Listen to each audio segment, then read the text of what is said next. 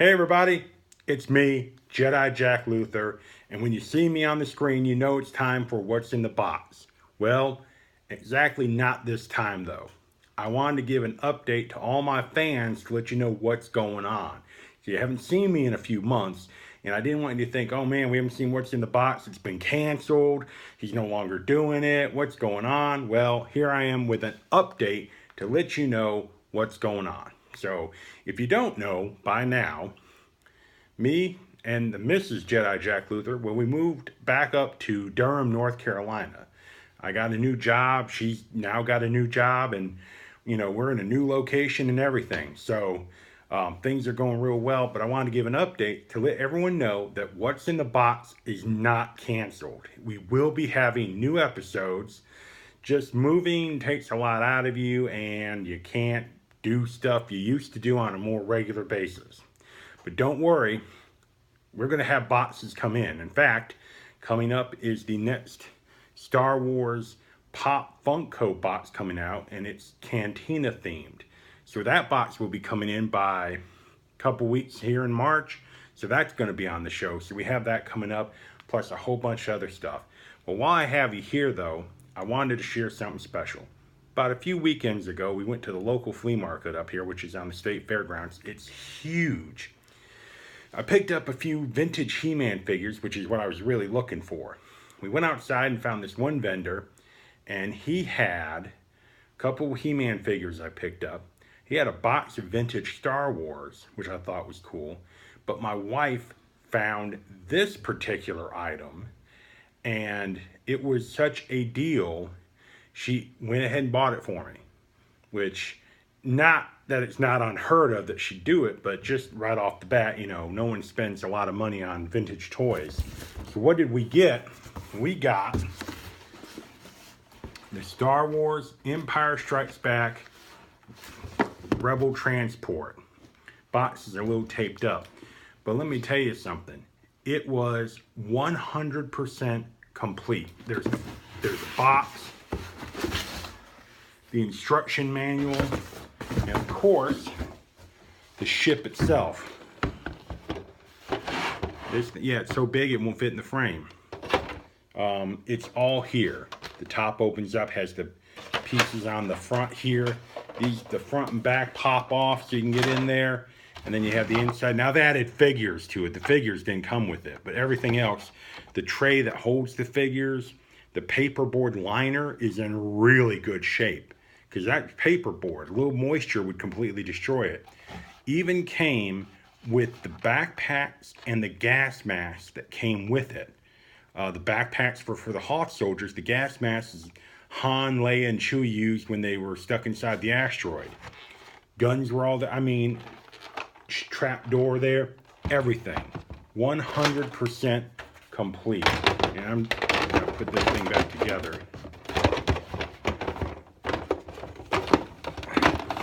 Lots together, and it's perfect.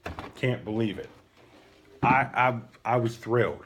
The reason that's so special to me, and why I got you here, I'll tell you a little story, because I might as well use up some airtime so I can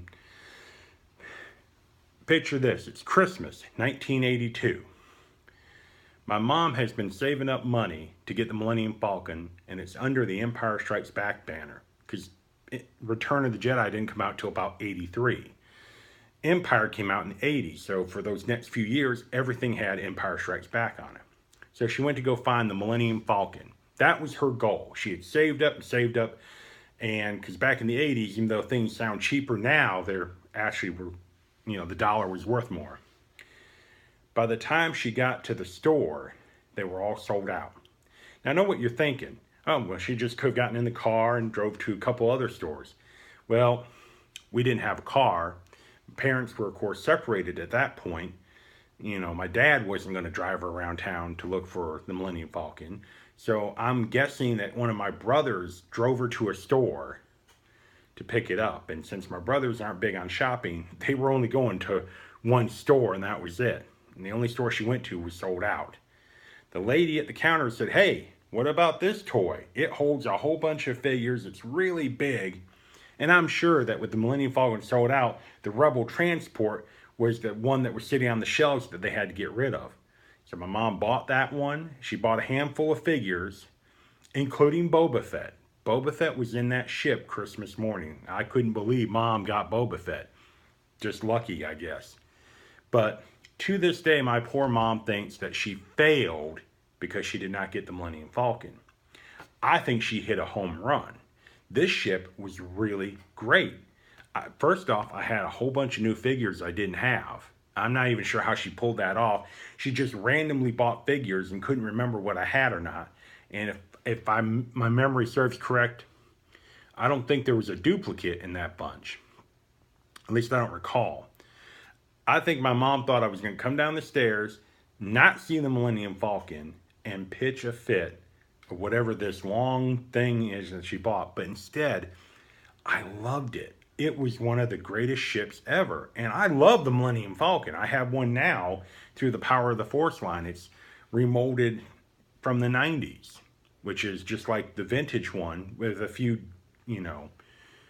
different pieces on it that didn't come in the event, that were on the vintage. It's not on the one now. But so I have Millennium Falcon. I have a, Slave One. But those are reproductions from the 90s. This vehicle is from 1982. It is older than most people I know. And that's really funny if you think about it. But I loved it. I could open it up. It held figures with little peg stands in there, so the figures stood up in there. It had 2 compartments to hold weapons and everything. So everything would stay inside the ship and not get lost.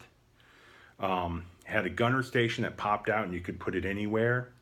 And then you lift out the carrier thing, and of course you had the paperboard decor on the bottom of the ship. And it looked like catwalks and machinery and everything. You could have your figures walking around on it. I thought it was fantastic. To this day, it is probably not, if not the greatest, it's one of the greatest Christmas gifts I ever got. I absolutely loved it. And I never knew what happened to it. And of course, I never had the box or anything, because I'm sure one of my brothers just snapped it together and then they threw the box. This is 82. Toys were meant to be played with. They weren't thought of collectibles, so don't save the box, get rid of it. It's just cardboard. But now we know now that the box makes it even more valuable. But I just think it's a wonderful ship. I absolutely love it. I'm going to go try to find very inexpensive vintage figures to fill it up so that I can pop the top off of it and have this just big collector thing of vintage figures in it. It's really nice. Can't believe it. It's in perfect condition. I mean, it's the plastic's not yellowed. The paperboard inside is not damaged in any way.